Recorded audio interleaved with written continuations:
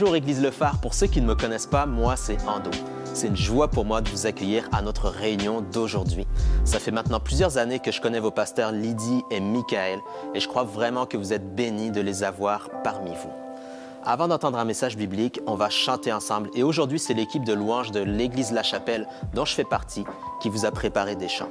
Alors on vous invite à chanter avec nous tous ensemble d'un même cœur et on vous souhaite une bonne réunion.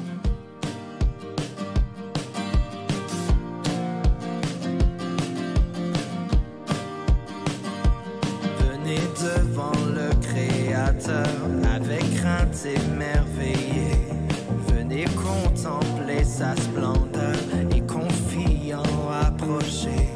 Car celui qui tient l'univers et commande au flot des mers est le Dieu qui étend sa main et nous aimera sans fin. Chantez, élevez vos mains, vos voix, chantez, il est digne de louange, chantez, votre roi est plein de grâce, avec crainte et joie, chantez.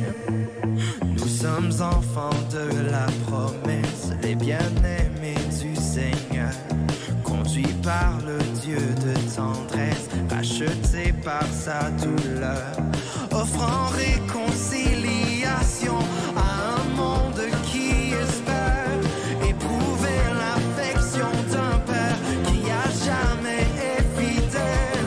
Chantez, élevez vos mains, vos voix, chantez,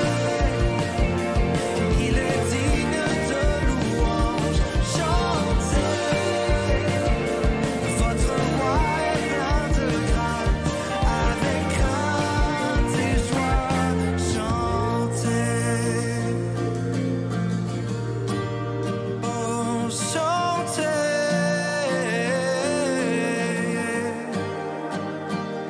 Nos malheurs et nos maladies, il a cloué sur la croix. Il a déjà tout accompli et marchera avec moi. Changeant nos douleurs en victoire, changeant nos pleurs en louange. Il nous bénit dans nos épreuves, levons-nous, prenons courage. Chantez. Quand vous criez, il entend. Chantez, il séchera toute larme. Chantez, au milieu de la souffrance, il vous soutiendra. Chantez, élevez vos mains, vos voix. Chantez, il est digne de louange. Chantez, votre roi est plein de grâce, avec crainte et joie. Chantez.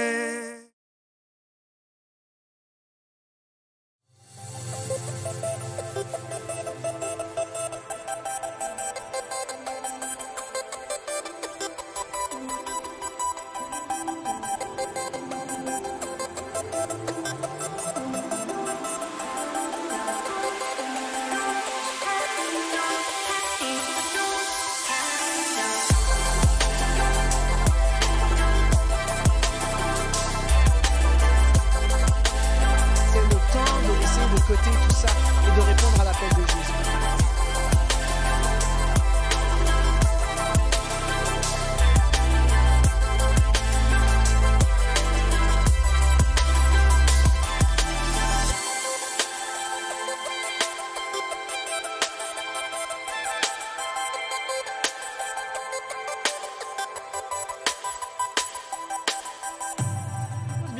bienvenue ce matin à l'église Le Phare. C'est un moment de célébration. Ce matin, on est vraiment dans une matinée un peu spéciale. On vient pour célébrer nos louanges, pour lever nos voix vers le Seigneur. On élève nos mains vers lui, chanter comme on l'a entendu ce matin. Je veux remercier l'équipe de musiciens de l'église La Chapelle qui s'est préparée pour nous conduire dans la louange ce matin. Merci pour leur service, c'est tellement apprécié. Merci à Ando aussi, qui est un des pasteurs créatifs à l'église La Chapelle, qui vous a salué tout au début. C'est vraiment très, très apprécié de leur part. Pour moi, c'est vraiment un plaisir de faire partie de l'ACF, d'être dans un mouvement d'église dynamique comme l'ACF, comme le mouvement d'église dans lequel on est. C'est vraiment apprécié, c'est vraiment génial. Je vous souhaite la bienvenue à chacun. Si vous êtes avec nous pour la première fois ce matin, je veux vraiment vous inviter. N'hésitez pas, à la fin de la célébration, à la fin du service ce matin, allez faire un tour sur notre site web. Et prenez le temps, vous allez voir sur la page d'accueil, vous allez voir en bas directement, il y a la possibilité de trouver nos contacts à Pasteur David et moi. Ça va nous faire plaisir si vous voulez nous écrire un mot, nous dire que vous avez été avec nous, réagir à la célébration, réagir au temps que vous avez passé. Ça va nous faire plaisir de prendre le temps de vous répondre, de vous intégrer, de répondre à vos questions. Et surtout, pour moi, ce qui est important, c'est de connaître votre nom. J'aimerais savoir si vous avez participé ce matin, j'aimerais savoir votre nom, savoir que vous avez été avec nous. En général, quand on est à l'église, il y a toujours l'espace bienvenue à la sortie, puis je me tiens là, puis ça me permet de faire connaissance avec vous quand vous passez. Si vous êtes en ligne ce matin, puis que vous suivez l'église Le Phare, peut-être depuis quelques semaines, c'est votre première fois ce matin, manquez pas de nous contacter. Si tu as moins de 12 ans, ce matin, si tu as moins de 12 ans, tu fais partie des EXP, je t'invite maintenant, prends la tablette, arrache la tablette de tes parents, c'est ton tour, c'est à toi, directement sur www.lephare.org/EXP, ton moniteur t'attend avec une histoire de la Bible, c'est vraiment ton moment, si tu as moins de 12 ans, c'est maintenant que ça commence pour toi. Et aussi, avant d'entrer dans le message, parce qu'on va terminer, on va retrouver l'équipe de musiciens à la fin du message ce matin, j'aimerais juste vous partager quelques annonces concernant les choses à venir à l'Église, notamment ce mercredi. Ne manquez pas de vous connecter. On a notre réunion. Aux 2 semaines, on a une réunion le mercredi soir sur Zoom. On prend le temps de partager ensemble, on prend le temps de découvrir la parole ensemble, de connecter ensemble. Et ce mercredi, c'est un mercredi croissance. On va pouvoir progresser dans un sujet ensemble, sujet biblique ensemble. Donc, ne manquez pas d'être là. Si vous voulez avoir le lien de connexion, dirigez-vous sur notre site web. Il y a un bouton, vous allez voir, le bouton est direct sur le site web, sur la page d'accueil. Cliquez dessus et vous allez recevoir le lien de connexion d'ici mercredi pour pouvoir participer mercredi 19h, réunion croissance. Et aussi, j'aimerais vous inviter, comme à tous les dimanches, vous inviter à aller sur notre site web si vous avez à cœur de soutenir l'Église Le Phare dans sa mission, de proclamer l'Évangile au plus grand nombre, mais aussi de répondre aux besoins de toutes les sortes, des besoins présents ici dans la communauté, à Sorel-Tracy, la région, mais aussi à l'extérieur. Ne manquez pas d'aller sur notre site web, lephare.org/soutien. Vous allez découvrir les manières de donner. Puis encore, en tant que pasteur, comme à chaque dimanche, j'aimerais vous remercier pour votre générosité. Merci d'être fidèles par vos dons, fidèles par votre soutien, afin de nous permettre de continuer cette mission pour la gloire de Dieu, de permettre que le royaume de Dieu continue de s'étendre malgré la distance qu'on a entre nous. Vous êtes fidèles. Fait que j'aimerais vous remercier ce matin avant d'entrer dans le message. Je ne reviendrai plus à la fin. Après mon message, je vais vous laisser avec les musiciens de l'église La Chapelle. On va prendre un temps d'adoration. Fait que c'est important pour moi de faire ces annonces-là maintenant parce qu'à la fin de la louange, je ne reviendrai plus. Je vous souhaiterais un très très bon dimanche après ça. Après ce temps qu'on va passer ensemble. Fait que, sans plus attendre, on entre dans le message ce matin. Je suis très, très content de pouvoir apporter ce message. C'est le dernier de notre série intitulée Ethos. Je vous rappelle, pour ceux qui se joignent à nous, peut-être ce matin pour la première fois, on a suivi 4 messages qui vraiment se suivent bout à bout. Je veux vous encourager à aller les écouter. Ils sont disponibles sur notre site web pour aller les découvrir, sur notre chaîne YouTube aussi. Vous pouvez aller les écouter si vous les avez manqués. Ces messages se suivent. On a regardé ensemble qu'est-ce qui nous caractérise. Le mot ethos se traduit littéralement du grec comme notre caractère, le caractère, ce qui nous permet d'être reconnus par les autres, mais j'ai envie de dire aussi, c'est ce qui est notre lignée ligne directrice. C'est ce qui va nous diriger pour commencer cette année. Alors qu'on a passé une année 2020 quand même assez difficile, on a comme été frappé par un camion qui nous est rentré dedans. Ça nous a pris un temps à comme réaliser que c'est plus compliqué que ce qu'on pensait, c'est plus long que ce qu'on pensait. J'aimerais vous inviter ce matin à être plein de courage parce que Dieu est avec nous. On l'a chanté il y a quelques instants. Chanter, quand on crie, il nous entend, il est avec nous. On est ensemble dans cette période-là. Puis cette ligne directrice va nous conduire. Je le crois ce matin. On va aborder le sujet de la louange. Encore une fois, je crois que c'est tellement important, en particulier dans la période qu'on vit, d'élever nos louanges vers Dieu, de lever nos voix, de lever nos cœurs, de répandre nos cœurs devant lui. On est appelé à ça. C'est notre ligne directrice. Durant toute la série Ethos, on a regardé ce que la Bible dit que nous sommes appelés à être et à devenir. Et je veux vous encourager, laissez-vous guider par ces paroles-là durant l'année. Laissez-vous guider par la parole de Dieu durant toute cette année.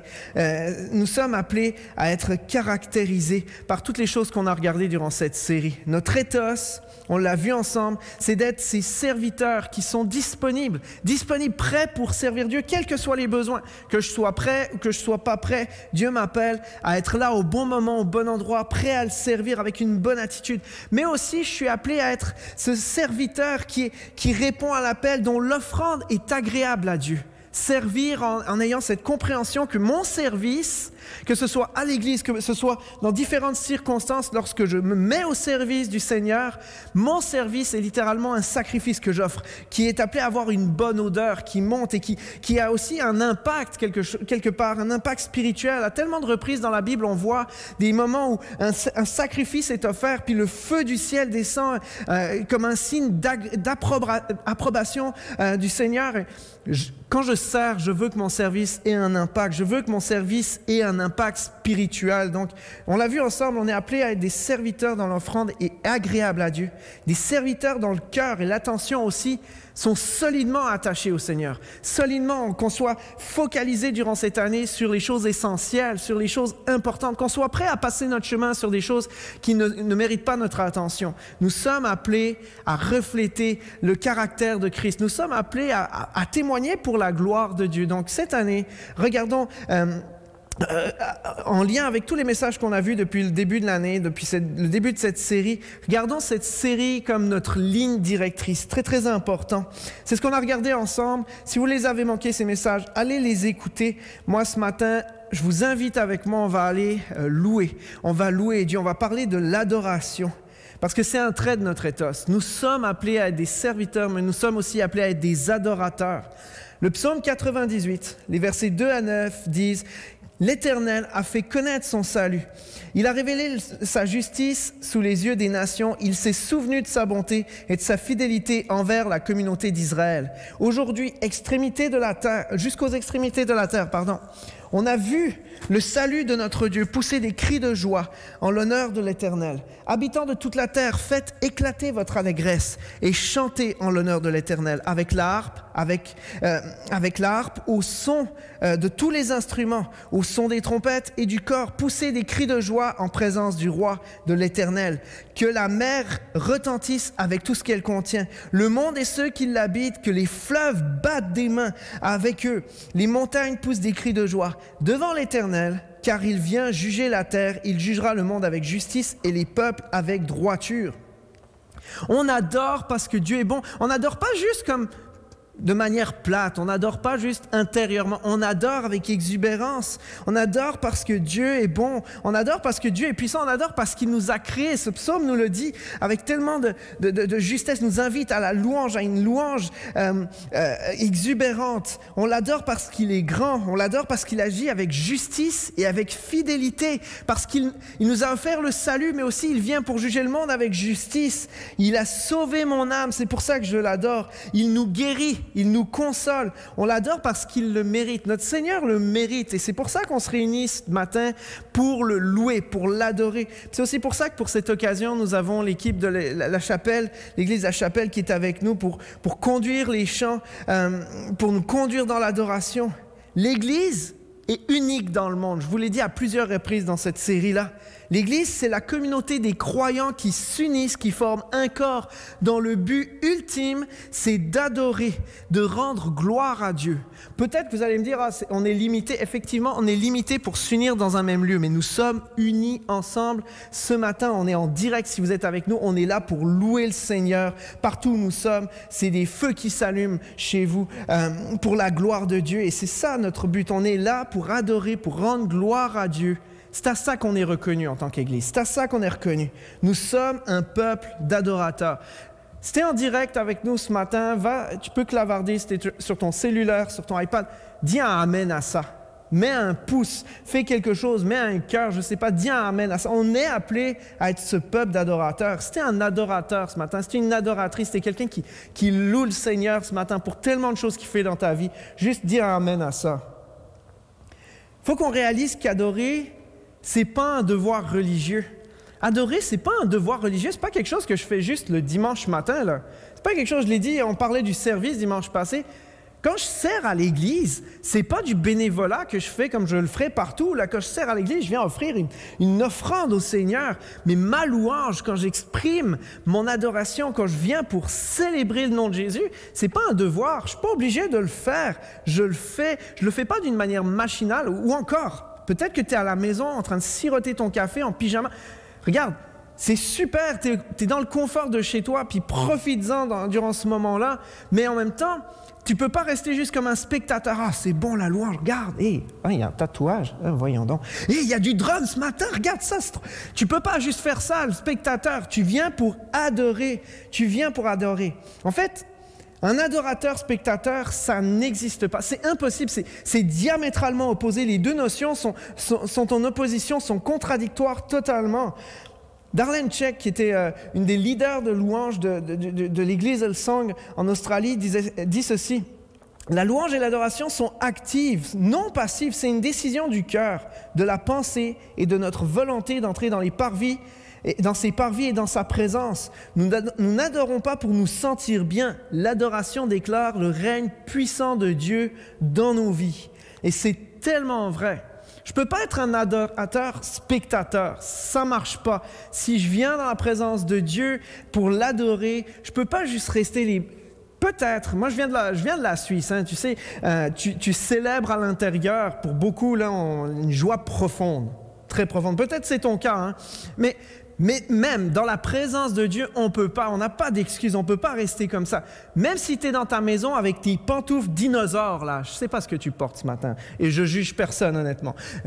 Mais même si tu te promènes avec tes pantoufles dinosaures puis que tu bois du thé à la menthe ce matin, il n'y a pas de problème. Adore Jésus avec tout ton corps, adore Jésus avec tout ton cœur, adore Jésus avec toute ta pensée. C'est ça qu'on est appelé à faire. Nous sommes appelés à rendre gloire à Dieu en lui offrant nos vies entières, en lui offrant notre âme, notre corps, notre esprit. Ça veut dire qu'on est appelé à l'adorer avec tout. Et puis c'est ce qu'on va voir ce matin. Le psaume 98 nous parle de l'adoration comme une expression intense de notre reconnaissance envers Dieu. Puis je veux te poser une question ce matin. Toi qui portes tes pantoufles dinosaures, là, qui est avec nous et qui est bienvenu à l'Église réellement. Je m'excuse si quelqu'un porte une pantoufle dinosaure, là, il n'y a aucun jugement là-dessus. J'en aimerais.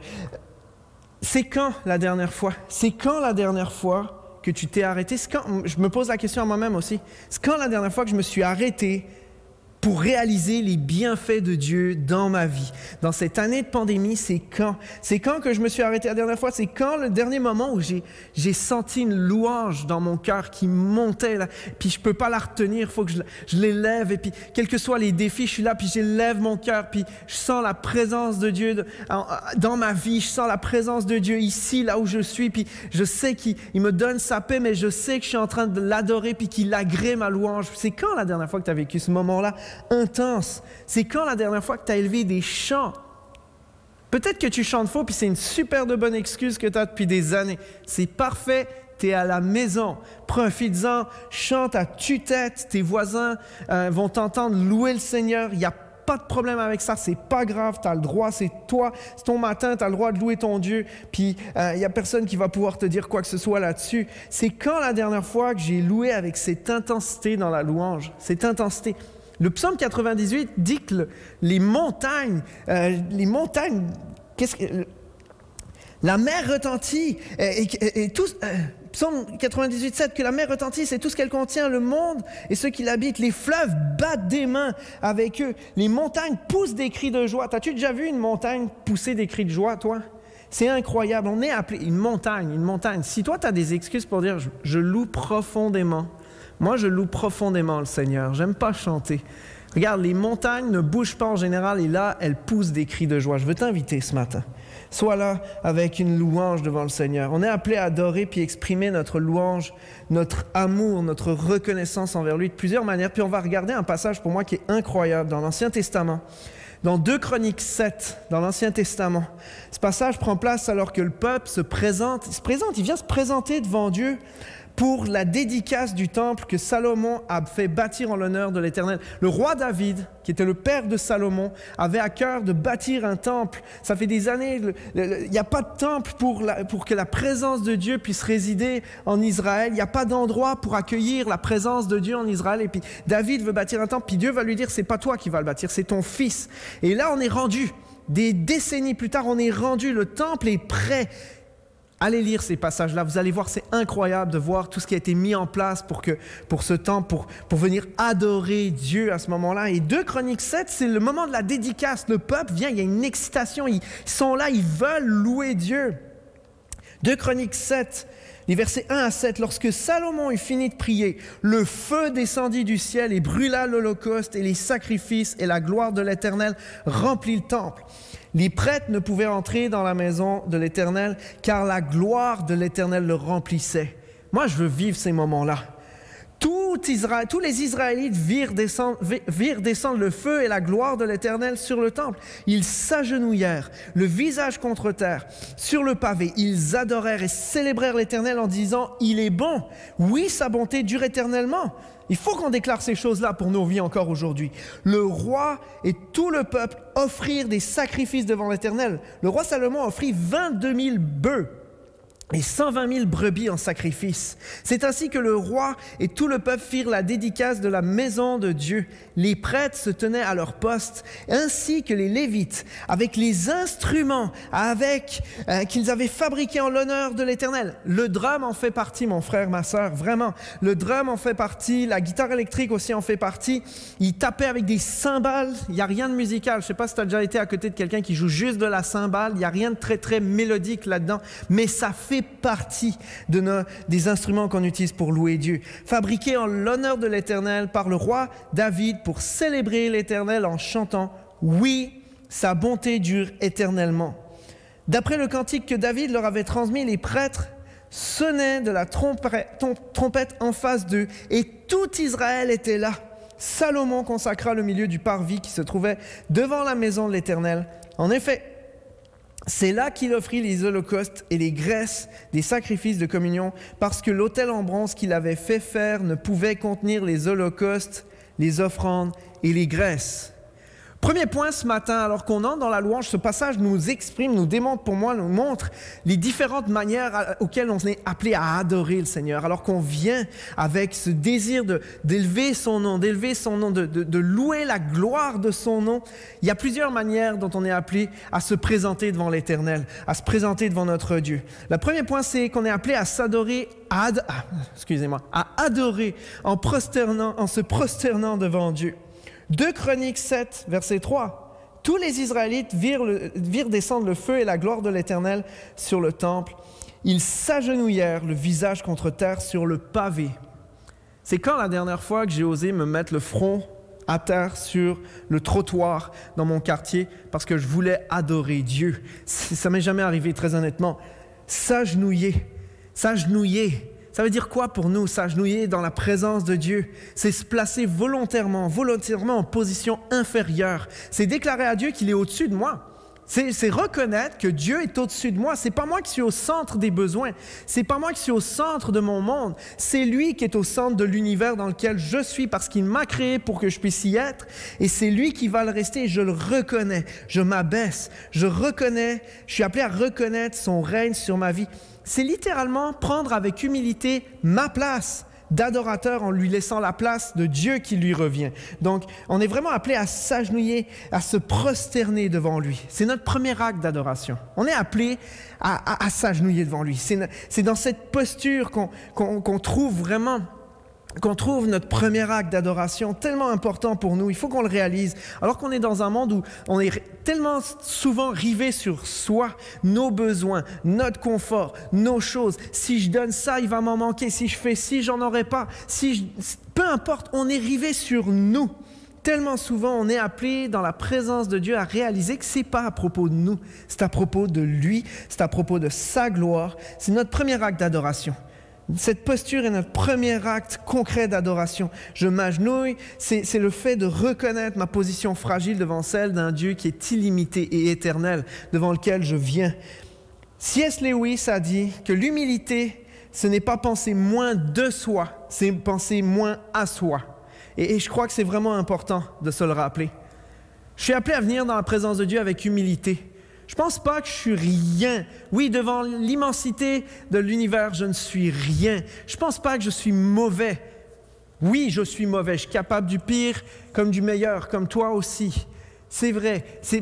Mais l'humilité, ce n'est pas se dégrader, ce n'est pas se rabaisser. L'humilité, c'est réaliser, c'est reconnaître que je ne suis pas le centre de tout, que c'est lui mon Dieu, c'est lui à qui j'offre un culte, à qui j'offre une adoration. C'est ça l'humilité. Je suis appelé à penser moins à moi, à le laisser grandir dans ma vie. Et je crois que devant Dieu, chacun d'entre nous, nous sommes appelés à développer cette attitude de cœur, cette même attitude de cœur qu'avait Jean-Baptiste.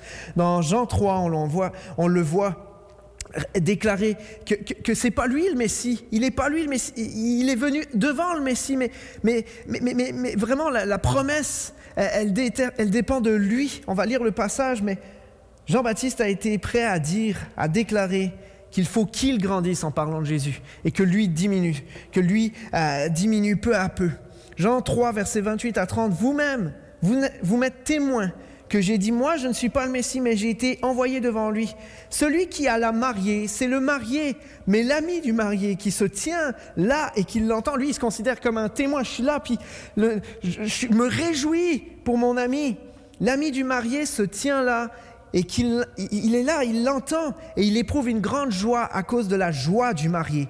Ainsi donc, cette joie qui est la mienne, elle est parfaite. Verset 30, il faut que lui grandisse et que moi je diminue. On est appelé à adorer Dieu en se prosternant. Notre première posture d'adoration, c'est cette capacité qu'on a à se prosterner avec humilité, reconnaître qu'il est Dieu et moi pas. Un autre amen à ça ce matin, s'il te plaît. Un autre amen à ça. 2 Chroniques 7, verset 3, on poursuit avec le texte. Ils adorèrent et célébrèrent l'Éternel en disant, « Il est bon. Oui, sa bonté dure éternellement. » Il le disait. On est appelé à adorer en se prosternant, oui, absolument, c'est notre première posture, mais on est aussi appelé à adorer en déclarant notre reconnaissance devant l'Éternel avec des prières, par nos prières. La prière, c'est pas juste, je veux le rappeler ça, c'est important d'y penser parce que tellement souvent, puis encore plus dans des périodes où on est dans le besoin. Cette année a été éprouvante, l'année passée, a été éprouvante, cette année nous semble être quelque chose d'éprouvant devant nous. On a tendance à venir avec notre liste de commissions, d'épicerie. On est là, Seigneur, puis on défile notre liste. Seigneur, j'ai besoin. Oui, c'est important. Exprimez tous vos besoins devant Dieu. On est appelé à ça, puis comprenez-moi bien ce matin. Mais la prière, c'est pas juste ça. La prière, c'est pas juste des temps où je défile ma liste de souhaits inachevés devant Dieu en lui rappelant combien j'aimerais ça que mon ministère soit important pour sa gloire, bien sûr, pour sa gloire. Mais non, c'est pas toujours à propos de mes besoins. La prière, c'est communiquer avec Dieu. La prière, c'est communiquer avec Dieu. On est appelé à élever nos prières de reconnaissance, d'action de grâce envers lui. C'est tellement facile dans nos vies.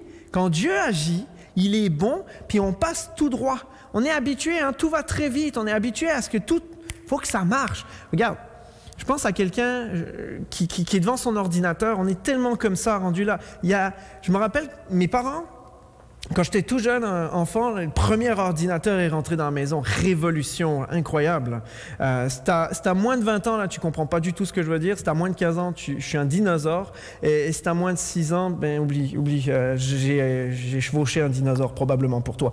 Mais premier ordinateur est arrivé à la maison, ça fonctionnait avec des espèces de disquettes où tu mets rien dessus, là, tu mettrais même pas une chanson aujourd'hui dessus, mais il y avait quasi tout le logiciel qui tenait là-dedans, puis ça prenait quasi une demi-heure à démarrer, puis ça faisait un espèce de bip, tu as juste un écran noir avec du texte en blanc là-dessus, puis c'est pas un ordinateur, ça, tu vas me dire, c'est à moins de 20 ans, là, mais oui, c'était un ordinateur, on faisait des choses avec ça, apparemment. De ce temps-là, c'était incroyable. Mais mes premiers ordinateurs arrivaient, ça prenait 30 minutes, puis ça évolue, puis on est rendu en 2021. On est avec des disques durs, peut-être je perds du monde, mais des disques durs, des disques SSD, des disques mémoire flash, là, maintenant. Tu allumes ton ordinateur, tu presses sur le piton, puis pop, tu attends 5 secondes, s'il n'est pas là, t'es... Quand ton ordi a un problème puis que ça prend 10 minutes à démarrer, tu as l'impression que le monde s'est effondré. Puis c'est normal quand on vit dans un monde où tout va à cette vitesse-là. On a tellement tendance à... Dieu agit. Et Dieu agit parfois sur un long terme dans nos vies. On a prié pour que telle chose dans notre caractère soit changée. Seigneur, donne-moi plus de patience. Il nous amène des épreuves qui nous permettent d'éprouver cette patience, de faire de ça de la persévérance. Puis ça prend un certain temps. Mais il agit, mais on ne le voit pas agir, on ne le remarque peut-être même pas. Ou bien tu lui as demandé qu'il agisse dans telle ou telle situation, puis il l'a fait. Mais plus tard, parce que Dieu agit aussi. Dieu est patient, beaucoup plus que nous. Puis il nous appelle à être patient davantage. C'est un fruit de l'esprit, je rappelle, pour ceux qui ont oublié. On est appelé à être patient, mais quand Dieu ne le fait pas tout de suite, des fois, on passe à autre chose. Dans notre liste d'épicerie, demain, il n'a pas agi là, fait que je passe à autre chose, puis je prie pour autre chose. Puis je défile. On passe des fois, parfois, tout droit. On passe tout droit, on s'arrête sans s'arrêter pour rendre grâce à Dieu pour ce qu'il a fait. Alors qu'il a agi, c'est incroyable ce qu'il a fait dans ta vie. Depuis que tu as donné ta vie au Seigneur, il t'a transformé, il a agi dans ta vie. C'est merveilleux ce qu'il a fait, tu ne l'as pas remarqué. Comme quelqu'un, par exemple, qui se dit « je vais perdre du poids. Ça y est, je me remets en shape, puis je me remets en forme, puis je perds du poids. » Tu as perdu des dizaines de livres, mais tu vis avec ton corps, tu ne le remarques pas.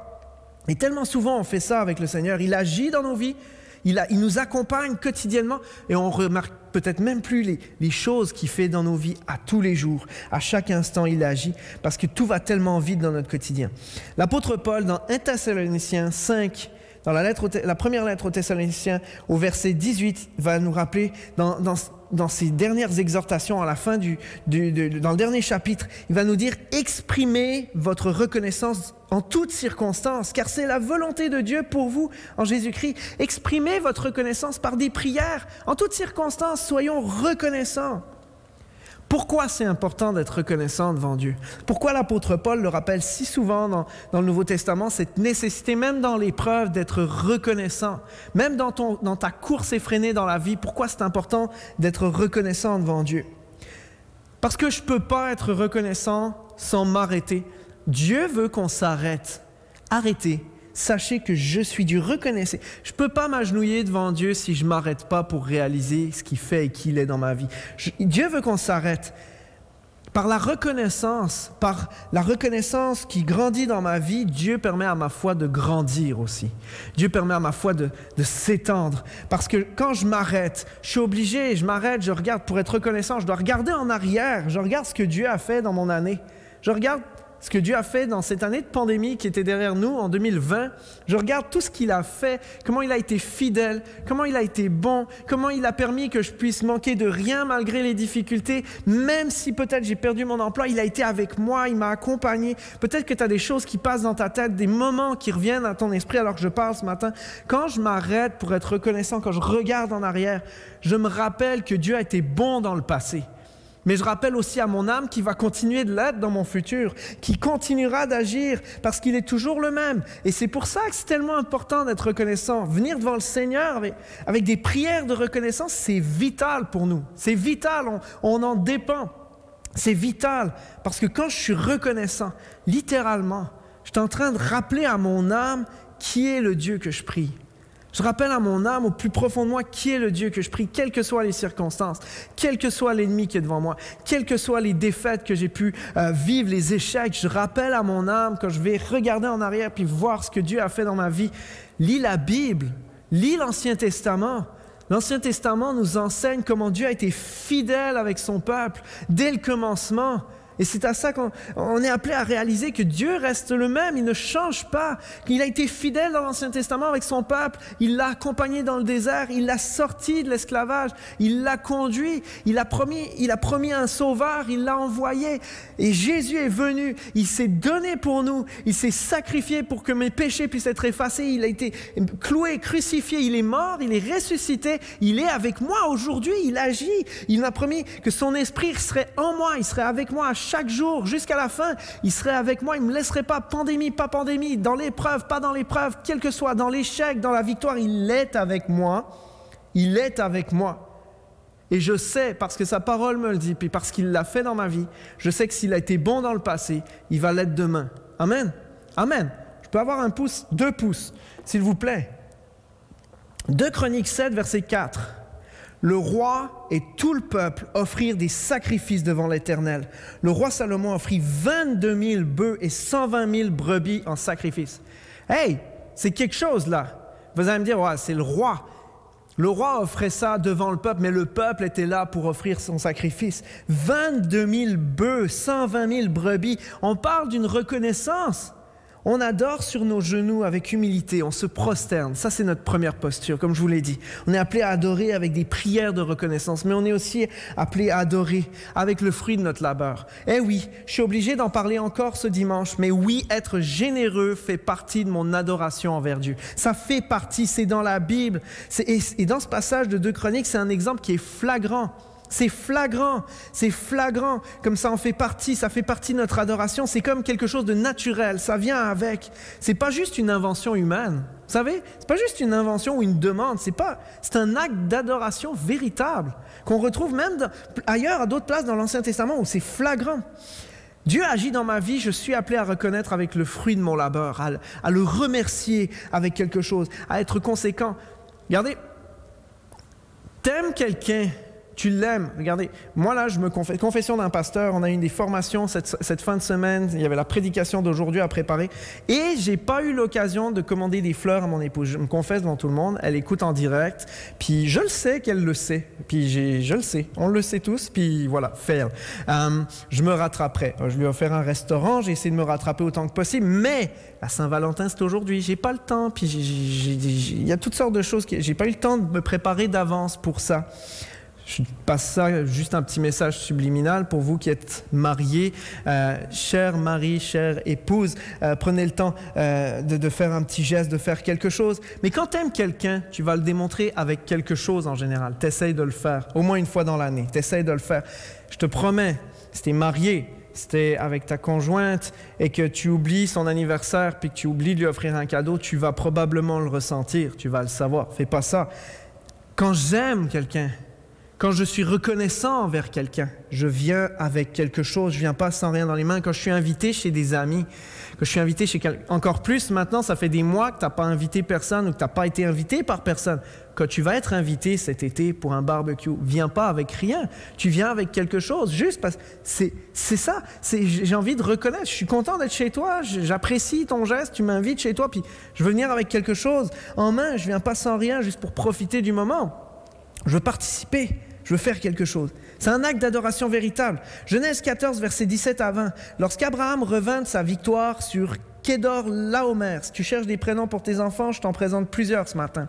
Sur les rois qui étaient ses alliés, sur le roi de Sodome, à sa rencontre dans la vallée de Chavé, c'est-à-dire la vallée du roi. Melchizedek, un autre prénom, roi de Salem, fit apporter du pain et du vin.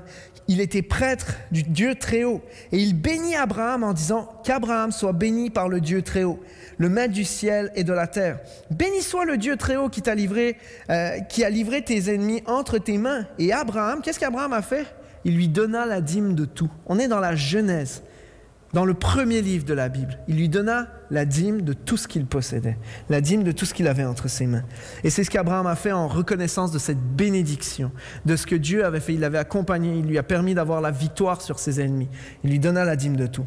Je suis appelé à donner généreusement. C'est vrai, c'est dans la Bible parce que mes dons sont l'expression concrète de mon adoration. C'est une expression de ma reconnaissance, de mon amour envers Dieu pour sa grâce, pour son action, pour sa provision dans ma vie. Il pourvoit mes besoins et je suis appelé à le démontrer par un acte concret de générosité. Ma générosité, à travers ma générosité, je reconnais que tout ce que j'ai provient de sa bonté envers moi. C'est un acte d'humilité. Encore une fois, je reconnais que j'ai besoin de lui, qu'il agit dans ma vie, qu'il est fidèle envers moi.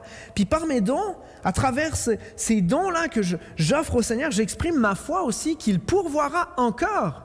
Qu'il pourvoira encore. C'est le même pattern que lorsque je viens pour être reconnaissant, je me rappelle qu'il a été fidèle hier et je sais qu'il agira encore demain.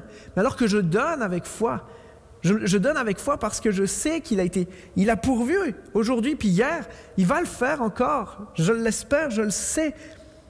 Quelques points en rafale à propos de la générosité, puis je passe au point suivant. Ce qui est prescrit dans la Bible, c'est que mes dons sont faits avec libéralité. Je le fais volontairement, sans obligation, puis avec joie. Je suis appelé à donner volontairement. Si tu te sens obligé à donner, ne donne pas. Mes dons servent à tout ce qui contribue, puis c'est dans l'Ancien Testament, ça, et comme dans le Nouveau aussi, à la proclamation publique de la bonne nouvelle, puis à soutenir les démunis. Ça sert toujours à ça. Mes dons ne sont pas faits à une institution. Quand je donne, bibliquement, quand je donne à l'œuvre de Dieu, je donne à Dieu. Je donne à Dieu, je le donne pour Dieu. Quel que soit ce que je le donne pour Dieu. Je donne à Jésus quand je donne pour bénir son corps. Il faut que je comprenne cette réalité-là. Par contre, c'est important pour certains, là, je veux le rappeler aussi, peut-être que tu as vécu toutes sortes de situations dans le passé ou peut-être récemment même encore. Ne donne réellement pas si tu te sens contraint de le faire, pour toutes sortes de raisons. Peut-être que c'est toi qui te sens contraint de le faire parce que pour toutes sortes de raisons, tu ne réalises pas encore ce que Dieu fait dans ta vie. Puis tu dis, je me sens obligé. Donne pas si c'est comme ça. Ne donne pas si quelqu'un exerce un pouvoir sur toi pour te forcer à donner. Ne le fais pas. Ne donne pas non plus si la direction de ton Église n'est pas transparente à propos des finances ou si encore en plus, elle est malhonnête sur le sujet des finances. Donne pas. Fuis. Change d'Église, j'ai envie de te dire même. Donne pas si c'est le cas. Ne donne pas, et surtout ça c'est important, ne donne pas si c'est pour gagner quelque chose en retour. Ne donne pas si c'est pour cette raison que tu le fais. Parce que c'est pas comme ça que ça marche dans le royaume de Dieu. Quand je donne pour adorer Dieu, pour ce qu'il fait pour moi. Je donne en reconnaissance de ce qu'il a fait, mais je ne donne pas comme un moyen, un levier pour en gagner plus. Ça ne marche pas comme ça. Ce n'est pas biblique. Je ne donne pas 100 pièces en espérant recevoir une Ferrari rouge de l'autre côté. Là. Ça ne marche pas. Oui, Dieu nous bénit alors que nous sommes plein de foi devant lui, mais il nous bénit. Nous donnons parce qu'il nous bénit. On ne donne pas parce qu'on espère qu'il va nous donner quelque chose en plus. Ça n'a pas rapport. Il nous bénit de toute manière. Et nous sommes reconnaissants par nos dons. Comprenez la distinction. On continue. 2 Chroniques 7, verset 6. Les prêtres se tenaient à leur poste, ainsi que les Lévites, toute la partie du peuple d'Israël qui louait avec des instruments, ainsi que les Lévites avec les instruments fabriqués en l'honneur de l'Éternel par le roi David pour célébrer l'Éternel en chantant « Oui, sa bonté dure éternellement ». D'abord, ils priaient. Ensuite, il donnait avec exubérance, mais là, il chante. Oui, sa bonté dure éternellement. D'après le cantique que David leur avait transmis, les prêtres sonnaient de la trompette en face d'eux et tout Israël était là. On est appelé à adorer en élevant nos voix avec des chants de célébration. Avec des chants, oui, avec des chants. 1 Chronique, chapitre 13, verset 8, David et tout Israël dansaient de toute leur force devant Dieu en chantant, en jouant de la harpe, du luth, du tambourin, des cymbales, de la trompette. Tout était là. Chanter, danser, célébrer avec des chants et des instruments. Peut-être tu as un gros point d'interrogation sur la tête actuellement. OK, on fait ça comment? On fait ça quand? J'ai jamais fait ça.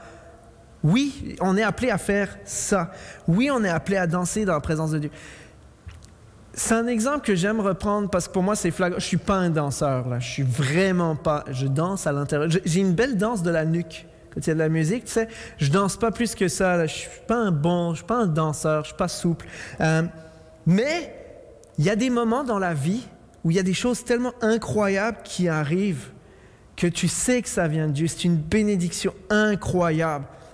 Tu arrives puis tu tiens ton bébé pour la première fois dans les bras. Tu sais, tes pieds ont envie de faire un petit mouvement, là, il y a quelque chose. Merci Seigneur pour ça. Je me rappelle quand on a reçu, alors que ça faisait des années qu'on était au Québec, ça fait des années qu'on est ici, ça fait longtemps, là. Puis on a fait nos études ici, on est resté des années sur des permis temporaires, renouvellement de permis et tout ça. À un moment donné, on demande notre résidence permanente. Pour ceux qui sont passés par le processus, là, vous savez que c'est comme un périple.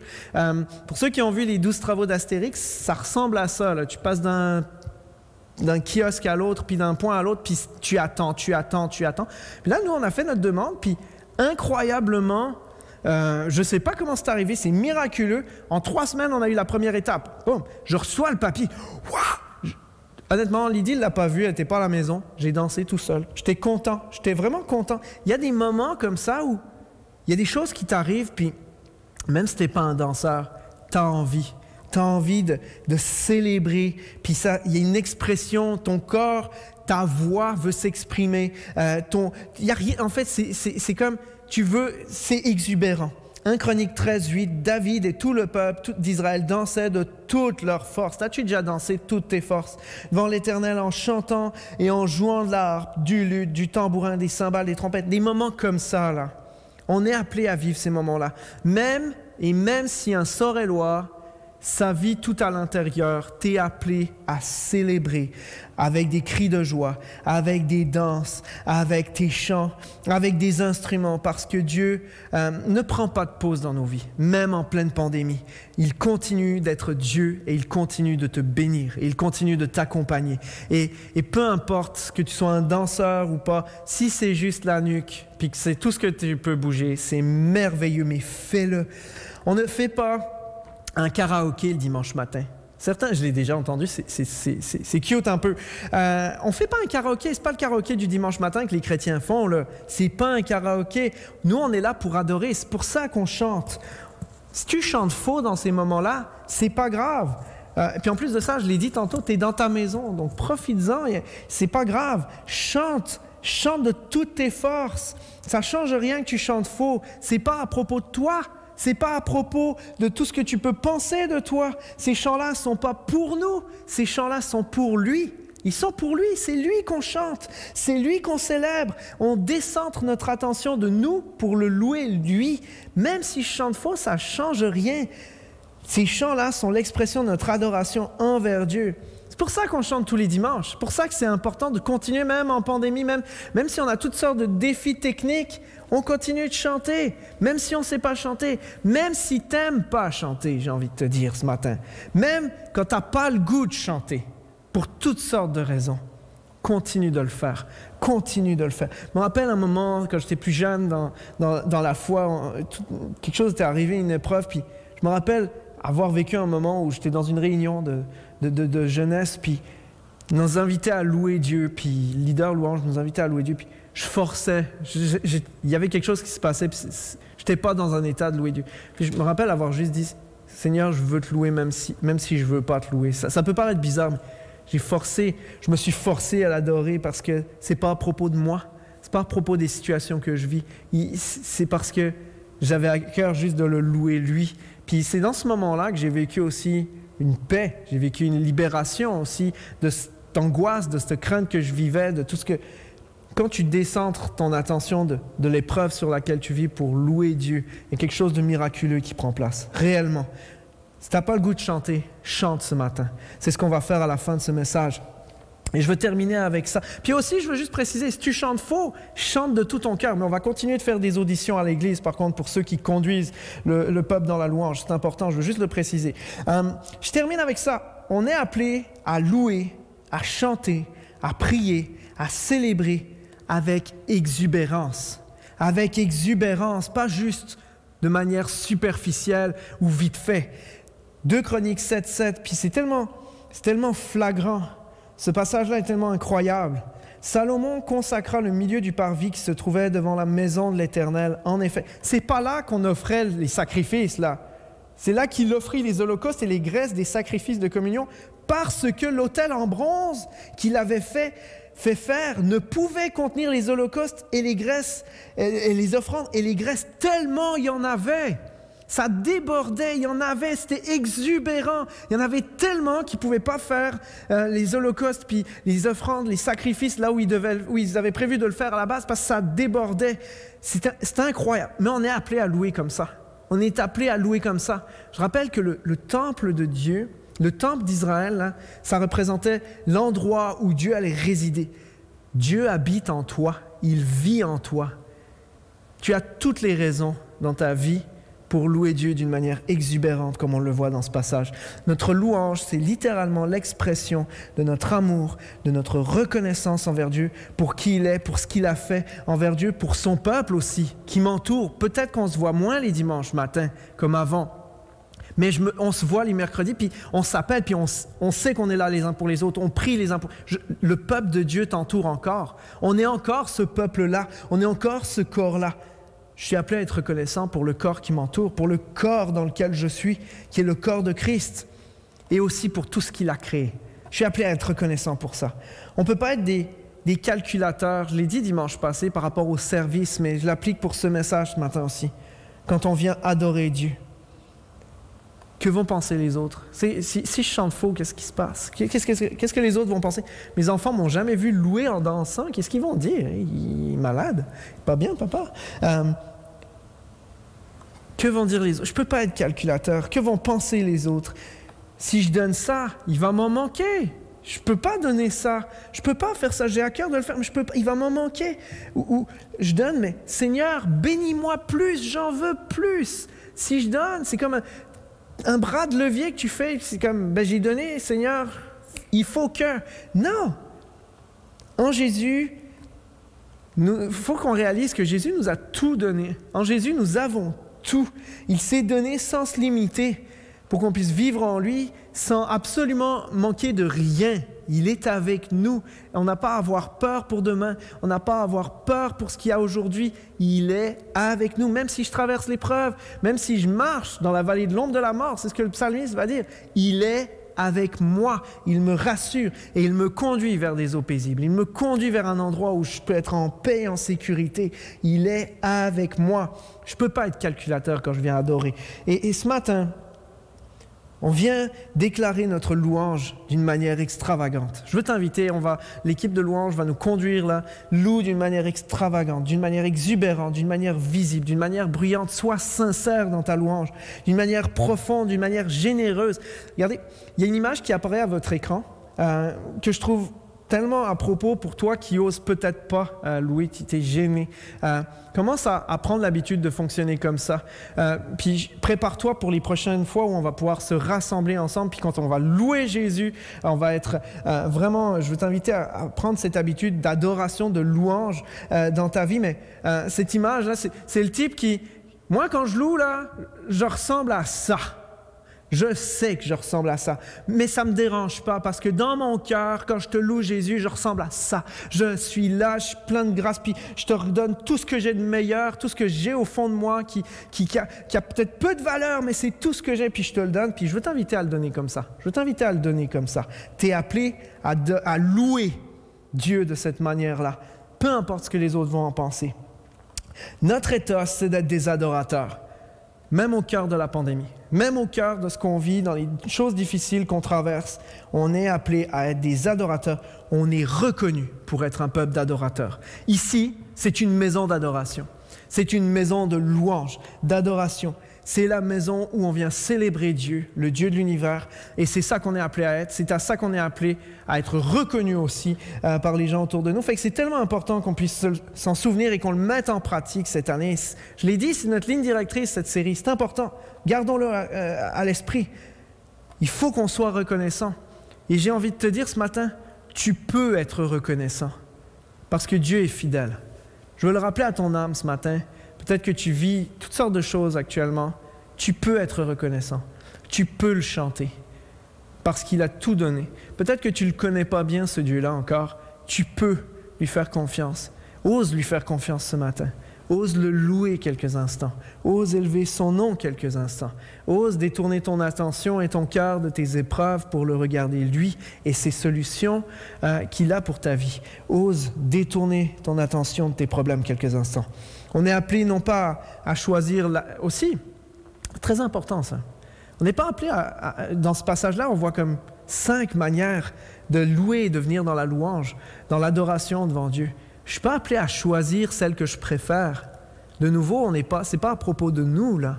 Je ne suis pas appelé à choisir une qui est « Ah, ben moi, j'aime prier. » Oui, on a tous des moyens de louer qui sont plus naturels pour nous. Mais on est appelé à louer de toutes ces manières-là. À le faire avec exubérance. À ne pas compter quand on donne à notre Dieu notre reconnaissance, notre adoration, notre louange, nos expressions d'action de grâce. Et aussi le fruit de notre labeur, toutes sortes de choses. On n'est pas appelé à compter. On est appelé à louer avec toutes ces manières-là. Fait que ce matin, venons adorer notre Dieu pour qui il est. Venons adorer, c'est ça l'appel, pour toi qui connais Jésus. Pour toi qui est là, t'es là, t'as envie de louer Dieu. Adore-le pour qui il est. Adore-le avec tes chants. Adore-le avec ta voix. Adore-le avec tes prières dans ta maison, là où tu es. Adore-le avec ton service, autant que possible. Adore-le avec tes dons. Adore-le avec tes talents. Adore-le avec le fruit de ton labeur. Adore-le avec ta vie entière. Mais fais-le avec exubérance. Fais-le sans compter. Puis ce matin, je veux aussi parler à quelqu'un. L'appel termine avec ça, ce message termine. Je peux pas terminer ce message sans faire cet appel pour toi qui vis de l'épreuve actuellement. Tu es peut-être dans les larmes, tu fais face à tout ça. Peut-être tu fais face à de la tentation depuis quelque temps. Tu es éprouvé. Il y a des choses que tu avais laissées. Dieu t'avait comme libéré, tu avais cette impression-là, puis tu es dans la tentation actuellement. Tu vis toutes sortes de choses. Puis le premier réflexe lorsqu'on s'éloigne, lorsqu'on est tenté, lorsqu'on a peut-être chuté, c'est d'arriver devant Dieu. Puis on le trouve dans la Genèse dès le début, alors que Adam et Ève ont chuté. La première chose qu'ils ont fait, alors que Dieu parcourait toujours le jardin à leur recherche, pour être en relation avec eux, qu'est-ce qu'ils ont fait? C'est qu'ils se sont cachés. Peut-être que tu te caches. Puis lorsque je parle de louange, toi, tu es juste en train de dire, c'est pas pour moi, je peux pas louer. Je suis trop sale, je suis trop imparfait. Ma situation, je suis trop dans ci, je suis trop dans ça, j'ai trop de choses pas réglées. Peut-être que ça fait pas longtemps que tu te connectes à une réunion d'église où c'est ta première fois ce matin, et puis tu es juste, mais je peux pas faire ça, je suis même pas chrétien, je peux pas faire ça. Je veux t'inviter ce matin à mettre tes fardeaux entre les mains de Jésus. Remets tes fardeaux, remets ce qui te pèse, remets ce qui t'empêche de le louer entre ses mains ce matin. Ose faire ce pas de foi-là. Ose faire ce pas où tu vas remettre ta vie avec confiance quelques instants, le laisser agir dans ta vie. Ose détourner ton attention de toute la laideur peut-être que tu essayes de cacher pour regarder à sa justice, pour regarder à ce qu'il a fait pour toi, parce que Jésus a tout accompli. Tes péchés en lui sont effacés. Tu es pardonné. Quand Dieu te regarde en Jésus, il te voit clean, il te voit pur, il te voit pardonné, il te voit justifié. Mais reviens ce matin, décide de venir l'adorer parce qu'il a accompli toutes ces choses pour toi, parce que tout est accompli. Puis tu ne peux pas sacrifier quoi que ce soit qui fera plaisir à Dieu pour régler ton problème. Il n'y a que Jésus qui l'a fait, il n'y a que son sacrifice parfait qui est accepté puis agréé. Il n'y a que ce sacrifice-là que Jésus a fait pour toi qui pourra te justifier, puis te laver, puis te purifier aux yeux de Dieu. Donc ce matin, ne t'empêche pas de venir adorer, très très important. Je veux t'inviter vraiment, laisse tes fardeaux devant Dieu. Fais face à tes impossibilités, commence à tourner les regards de tes problèmes pour regarder vers les solutions de Dieu réellement. Puis j'avais à cœur qu'on puisse lire un passage dans la Bible, c'était pas prévu ce matin que je suis arrivé, mais j'avais vraiment à cœur, juste avant de commencer la réunion, qu'on puisse lire ce passage dans Acte 16, les versets 25 et 26, alors que Paul Paul est en prison, l'apôtre Paul, ils sont emprisonnés, c'est dramatique, qu'est-ce qui se passe? Silas et lui se retrouvent arrêtés, c'est injuste, ils sont dans le noir, ils sont enfermés, ils sont roués de coups, ils sont jetés en prison. Puis c'est pas les prisons du Québec, c'est pas les prisons occidentales, on parle d'une prison froide, d'une prison humide, d'une prison où tu es attaché, puis tu bouges pas dedans la cellule, tu n'as rien à manger, puis tu es mis sous garde rapprochée, quelqu'un est devant la porte, puis tu es dans le noir, il n'y a pas d'électricité, pas de chauffage, puis là, ils sont comme dans cette prison-là, puis au milieu de la nuit. Verset 25, vers le milieu de la nuit, Paul et Silas priaient et chantaient des louanges, les louanges de Dieu, et les prisonniers entendaient. Tu es dans cette prison ce matin, j'ai envie de t'inviter à chanter toi aussi. Peut-être que tu vis toutes sortes de choses, je veux t'inviter à chanter toi aussi. Verset 25, c'était le milieu de la nuit, tu es au milieu de ta nuit, toi. Chante, loue les louanges, élève les louanges de Dieu. Peu importe si les gens autour de toi les entendent, peu importe dans la situation dans laquelle tu es, tu loues ton Dieu. Et verset 26, tout à coup, il se produisit un grand tremblement de terre, les fondations de la prison furent ébranlées. Et à l'instant, toutes les portes s'ouvrirent et tous les liens se détachèrent. J'ai envie de te dire que ta libération, tu vas la trouver aussi dans les moments où tu viens dans la louange. Fait que c'est pour toi ce matin, ce message, si tu t'empêches de louer, c'est pour toi aussi. Fait que je vous souhaite un excellent dimanche, je veux prier pour vous. Et après ça, je vous souhaite un excellent dimanche et une bonne semaine. Ne quittez pas, prenons ce temps, la louange s'en vient. On vient pour mettre en pratique le message. Restez avec nous jusqu'à la fin, c'est important ce matin. Mais laissez-moi prier pour vous juste avant de vous quitter pour ce temps d'adoration. Seigneur Jésus, je te prie pour chacun d'entre nous ce matin.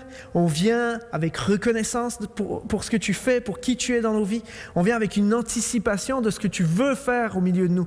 Ta parole dit que tu sièges, il règne au milieu des louanges de ton peuple. Alors Seigneur, nous prions que tu puisses recevoir notre louange, quel que soit l'état de notre cœur ce matin, que nous puissions être agréables à toi, Seigneur, et que tu puisses agir avec liberté dans ton peuple, qu'il puisse y avoir de l'exubérance à tous les niveaux ce matin, dans notre louange, dans notre adoration et dans les prochains dimanches, que ça puisse nous conduire cette année, Seigneur, et je te prie pour cette personne qui a besoin d'une libération ce matin, pour qui la louange, tout au long, je ne peux pas l'adorer, je suis trop sale, je suis trop impur, je ne peux pas m'approcher de lui avec reconnaissance, je désobéis, j'agis mal, je suis loin de lui, je suis loin de ce Dieu dont vous parlez. Seigneur, je te prie pour cette personne-là ce matin. Viens briser ses chaînes alors qu'elle décide de détourner son attention de toute la laideur qui l'entoure pour regarder à ta beauté, pour regarder à ta bonté, pour regarder à ta douceur et ta bienveillance pour elle, Seigneur, pour regarder à ton sacrifice parfait qui a été accompli sur cette croix et qui est tout suffisant pour sa justification, pour sa libération et son pardon. Que ce matin, tu puisses agir comme toi seul, Seigneur. Tu sais le faire dans la vie de cette personne qui a besoin de toi. Dans le nom de Jésus, je te prie. Amen. Et amen. Soyez bénis. On loue ce matin. On adore ce matin. À bientôt.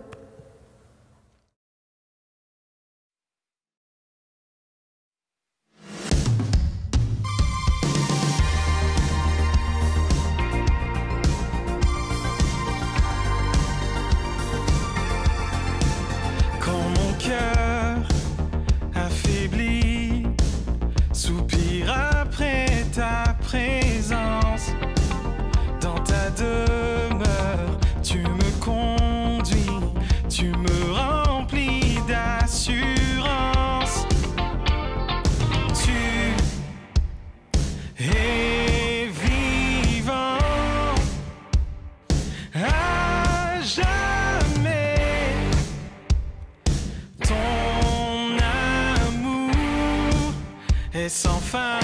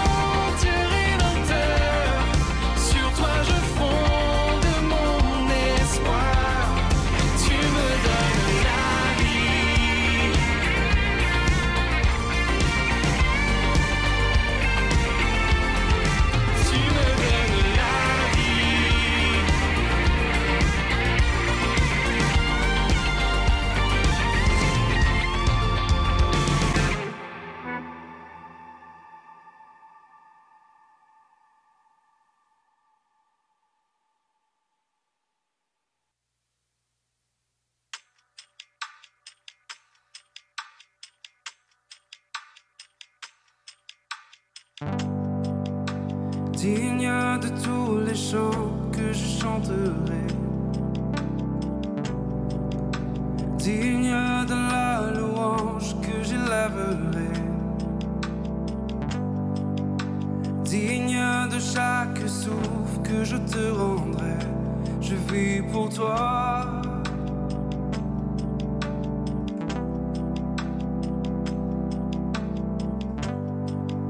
Jésus, le nom au-dessus de tous les noms. Jésus, tu es le seul m'offrant le pardon. Digne de chaque souffle que je te rendrai. Je vis pour toi. Oh, je vis pour toi. Très saint, qui est semblable à toi, qui est comparable. Ouvre mes yeux à ta beauté, déverse ton cœur en moi, révèle ton amour et rends-moi passionné de ce que tu es.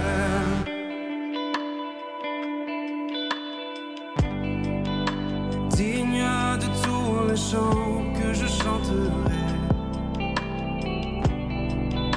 digne de la louange que j'élèverai, digne de chaque souffle que je te rendrai. Je vis pour toi. Oh, je vis pour toi. Jésus, le nom au-dessus de tous les noms. Jésus, tu es le seul m'offrant le pardon. Digne de chaque souffle que je te rendrai. Je vis pour toi. Oh, je vis pour toi. Très saint, qui est semblable à toi, qui est comparable. Ouvre mes yeux à ta beauté, déverse ton cœur en moi, révèle ton amour et rends-moi passionné de ce que tu es. Très saint, qui est semblable à toi, qui est comparable. Ouvre mes yeux à ta beauté, déverse ton cœur en moi, révèle ton amour et rends-moi passionné de ce que tu es.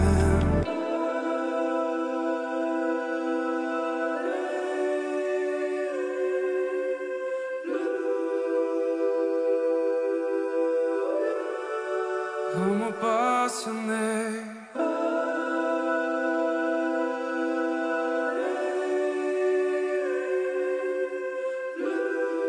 Je veux bâtir ma vie sur toi. Je bâtirai ma vie sur ton amour, fondement inébranlable,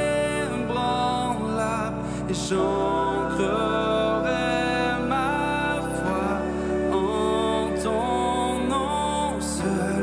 Non, je ne tremblerai pas. Je bâtirai ma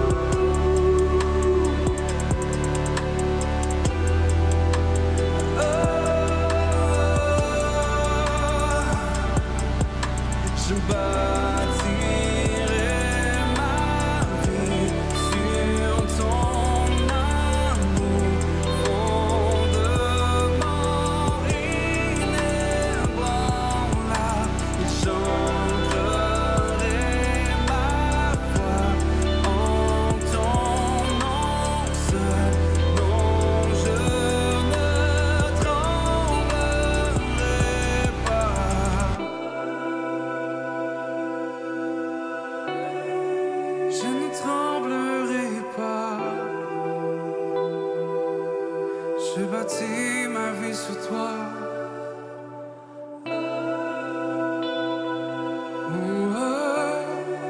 Je ne tremblerai pas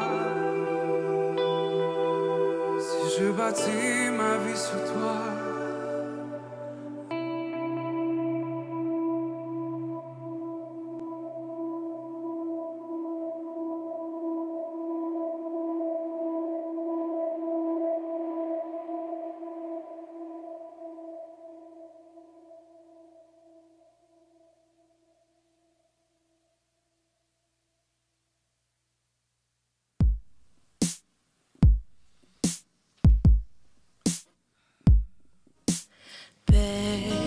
Tu calmes maintenant l'orage si violent qu'il s'apaise en ton nom. Calme, dompte l'océan, apaise ma colère, chaque vague en ton nom. Jésus, Jésus, tu fais trembler les ténèbres. Jésus, Jésus, nos peurs se taisent. Jésus, Jésus, tu fais trembler les ténèbres. Jésus, Jésus, oh.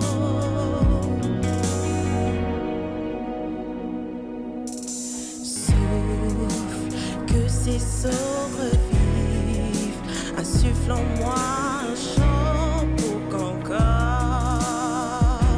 je t'adore. Jésus, Jésus, tu fais trembler les ténèbres. Jésus, Jésus, nos peurs se taisent. Jésus, Jésus, tu fais trembler les ténèbres. Jésus, Jésus, oh. Ton nom, la lumière qui a confondu l'enfer. Ton nom triomphe à tout jamais. Ton nom est vivant pour toujours élevé. Ton nom triomphe à tout jamais. Ton nom, la lumière qui a confondu l'enfer. Ton nom triomphe à tout jamais. Ton nom est vivant pour toujours élevé. Ton nom triomphe à tout jamais. Jésus, Jésus, tu fais trembler les ténèbres. Jésus, Jésus, nos peurs se taisent. Jésus, Jésus, tu fais trembler les ténèbres. Jésus, Jésus, oh. Jésus, Jésus, tu fais trembler les ténèbres. Jésus, Jésus, nos peurs se taisent. Jésus, Jésus, tu fais trembler les ténèbres. Jésus, Jésus, oh. Alléluia.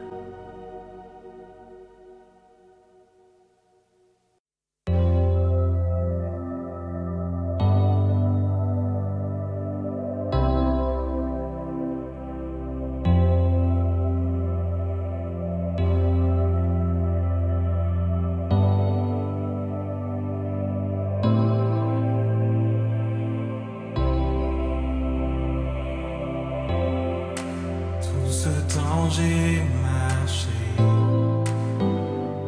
ces murs ne sont pas tombés,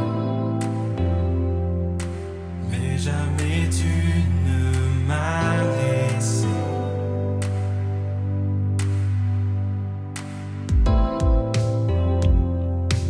Oh Dieu, j'attends de voir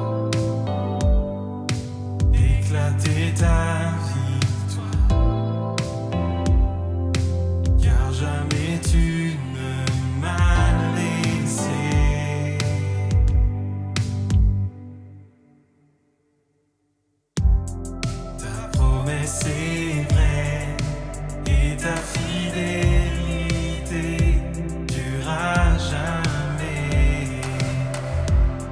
Gardé par ta main, conduit sur ton chemin, tu ne faillis jamais.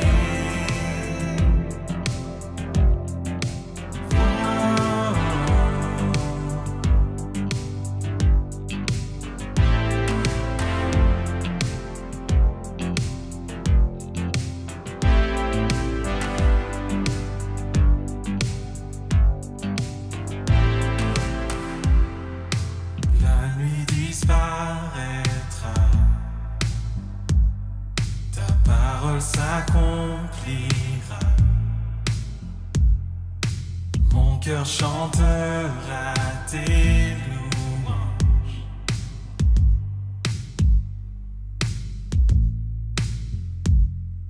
Jésus, tu me suffis. Ton amour est mon abri.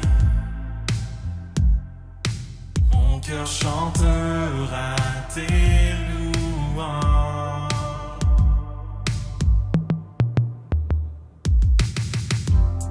Ta promesse est vraie et ta fidélité durera jamais.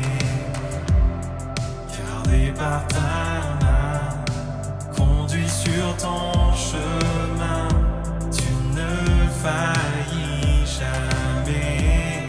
Ta promesse est vraie et ta fidélité durera jamais. Gardé par ta main, conduit sur ton chemin, tu ne faillis jamais.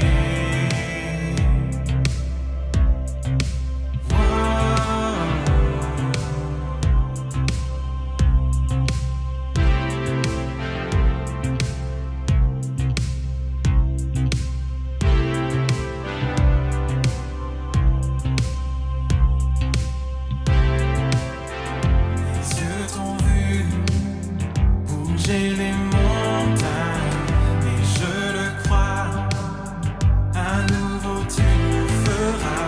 Dans le néant, tu traces la voie, et je le crois, à nouveau tu le feras.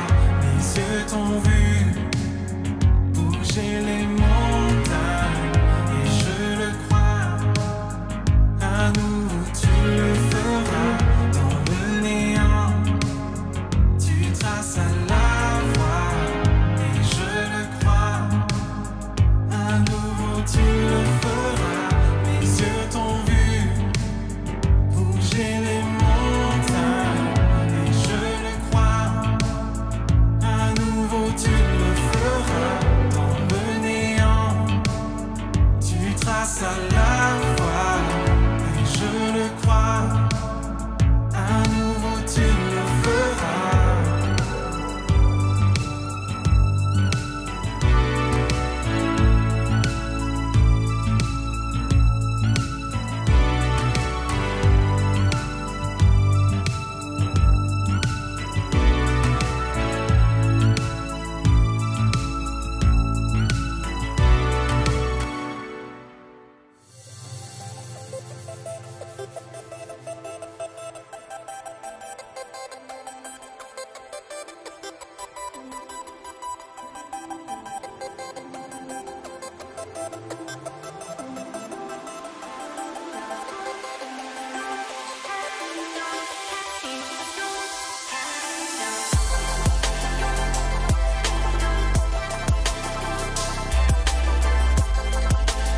C'est le temps de laisser de côté tout ça et de répondre à l'appel de Jésus.